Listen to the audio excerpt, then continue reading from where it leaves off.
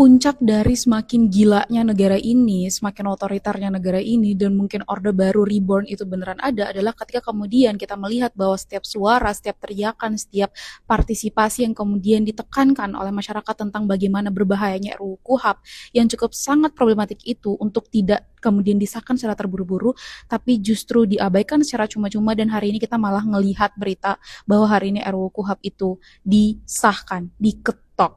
Ini gue jadi mikir nih, DPR nih sebenarnya Dewan Perwakilan apa sih? Gue juga udah ngebahas kan tentang bagaimana kemudian rusaknya, berbahayanya, gilanya substansi-substansi pengaturan dalam RUU KUHP di dalam beberapa video-video gue.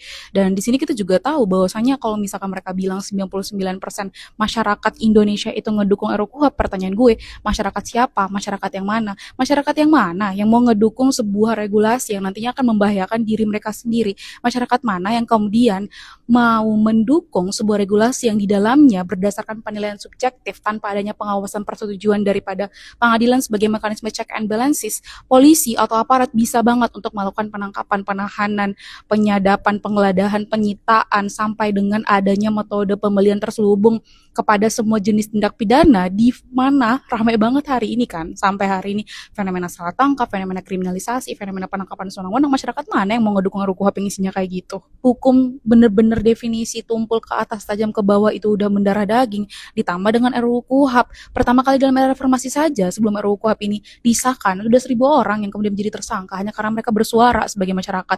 Alih-alih didengarkan, negara malah memilih untuk kriminalisasi. Alih-alih negara menjamin proses demokrasi, negara malah milih untuk menghadirkan regulasi yang semakin menekan bahkan menutup keran terhadap proses demokrasi itu sendiri. Pertama, mereka ngeklaim bahwasanya RUU KUHP yang kemudian disahkan hari ini itu udah sangat-sangat melibatkan meaningful participation. Mereka klaimnya 99% masyarakat tuh mendukung. Pertanyaan gue, kenapa keterbukaan draft RUU KUHP itu baru dibuka 2 jam sebelum rapat paripurna berlangsung? Kedua, mereka ngeklaim dan melakukan manipulasi demi kepentingan mereka agar kemudian RUU KUHP ini bisa disahkan agar citranya baik di hadapan masyarakat, padahal isinya sangat membahayakan warga negara Indonesia ke depannya.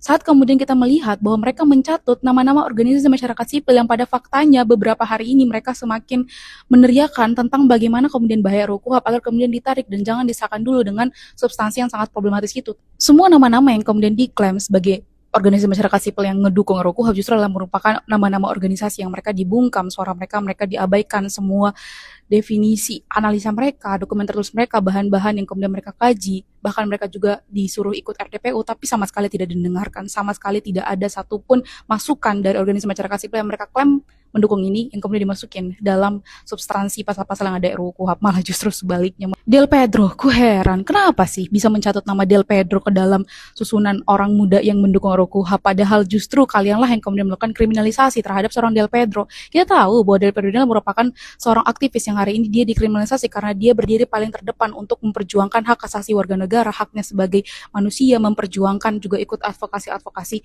HAM, memperjuangkan hak bersuara. Bahkan kita juga tahu bagaimana kemudian perjuangan-perjuangan Del Pedro untuk kemudian menolak keras RUU KUHP dengan substansi yang sangat bermasalah. Pertanyaan gue, sejak kapan Del Pedro itu mendukung adanya RUU KUHP ini? Dan kalian mencatut nama dia padahal kalian juga saat ini masih menahan dia di dalam sel. Itu gimana ceritanya? Gila banget. Makin kesini, makin bikin gue mikir, sebenarnya kita sebagai rakyat itu dilihat oleh pemerintah itu hanya sebatas apa sih? Emang beneran sebagai angka statistik doang? Atau gue sangat marah, gue sangat kecewa karena RUU KUHP yang sangat berbahaya ini merupakan satu dari sekian banyak kebijakan yang sangat-sangat merugikan kita hari ini dan ke depannya.